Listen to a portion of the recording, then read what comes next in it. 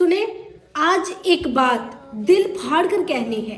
कड़वी है मगर सच है कि हमारे माशरे में सबसे बड़ा जुल्म क्या है।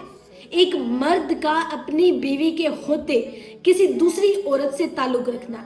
देखिए, ये गुनाह सिर्फ गुनाह नहीं, ये जिना से पहले दिल का जिना है। ये औरत के यकीन पर, उसके इत्माद पर, उसकी आंखों के सुकून पर खंजर चलाना है। और अफसोस, मर्द को लगता है कि बीवी को पता नहीं चलता। अरे बीवी को सब पता चलता है, बस वो चुप रहती है, टूटती रहती है, सहती रहती है, क्योंकि उसने आपको खावंद की जगह अल्लाह की इमानत समझकर दिल के अंदर रखा होता है।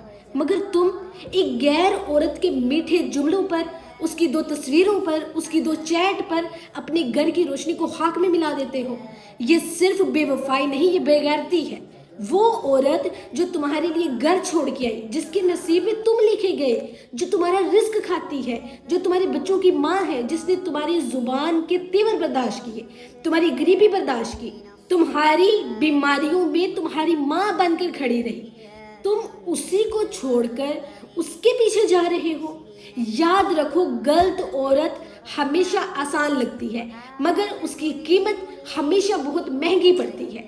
तुम सोचते हो वो बोरिंग हो गई है, नहीं भाई, वो बोरिंग नहीं हुई, तुम न शुक्रे हो गए हो। और हाँ, अफेयर शुरू करने वाला मर्द हमेशा एक ही झूठ बोलता है कि मैं मजबूर था, बीवी मेरी बात नहीं समझती थी, मोहब्बत कहीं और मिल गई थी। ये झूठ है, खालिस झूठ है।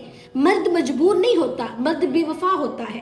हराम की कशिश पर मजबूर होना कमजोरी है, बहादुरी नहीं। याद रखो, जिस औरत के साथ तुम हराम ताल्लुक रखते हो वो तुम्हारे घर की बरकतें खींच लेती है। रिस्क कम होने लगता है, दिल सख्त होने लगता है, बरकत खत्म हो जाती है। याद रखें, हराम कभी भी सुकून नहीं देता और हलाल कभी भी बोझ नहीं बनता। ठीक है, आखिर में एक बात कह रही हूँ, जब एक मर्द दूसरी औरत को जगह देता है ना, तो वो अल्लाह के गजब को अपने घर में ले आता है, अपने घर में लाने की दावत देता है।